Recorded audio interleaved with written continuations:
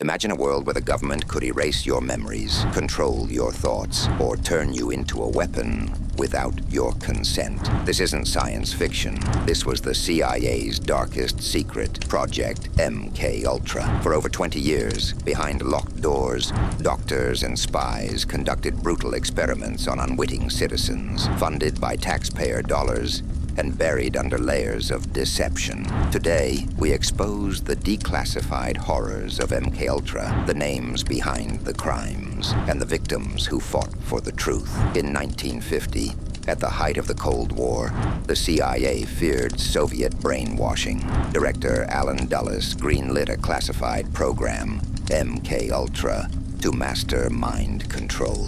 Their goal, to create the perfect spy or assassin. Leading the project was CIA's poison master, Dr. Sidney Gottlieb, a brilliant but ruthless chemist. Under his orders, the CIA tested LSD, hypnosis, and electroshock on prisoners, sex workers, and even their own agents without consent. Declassified records reveal a disturbing link. MKUltra's lead researchers had worked with Nazi scientists imported under Operation Paperclip. Men like Dr. Kurt Blome, a convicted war criminal who once experimented on Auschwitz prisoners. Now, the CIA gave them new labs and new victims.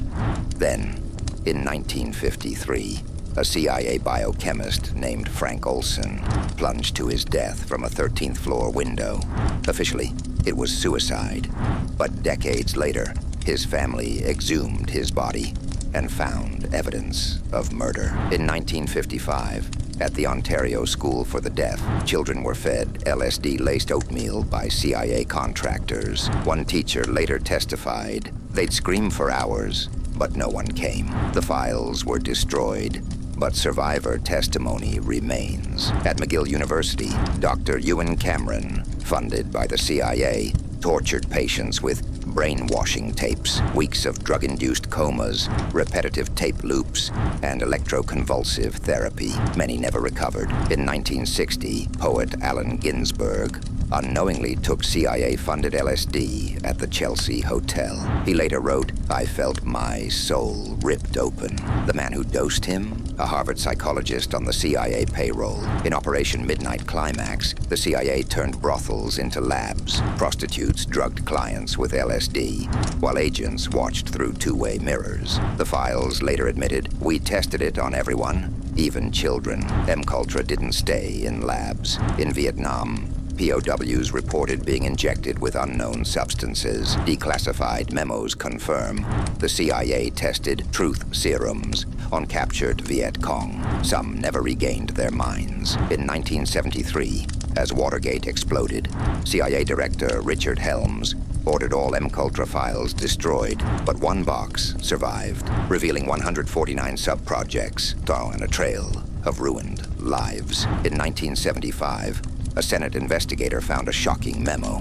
The CIA had studied the movie The Manchurian Candidate, not as fiction, but as a training manual. One agent wrote, "We believe this level of control is achievable."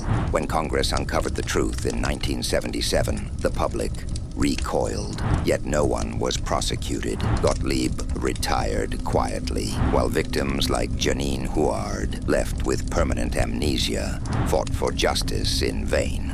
Declassified files prove MKUltra inspired enhanced interrogation techniques used at Guantanamo Bay. And in 2018, a victim's lawsuit forced the CIA to admit, "We have no further records to release," or so they claim. MKUltra was more than an experiment. It was a warning.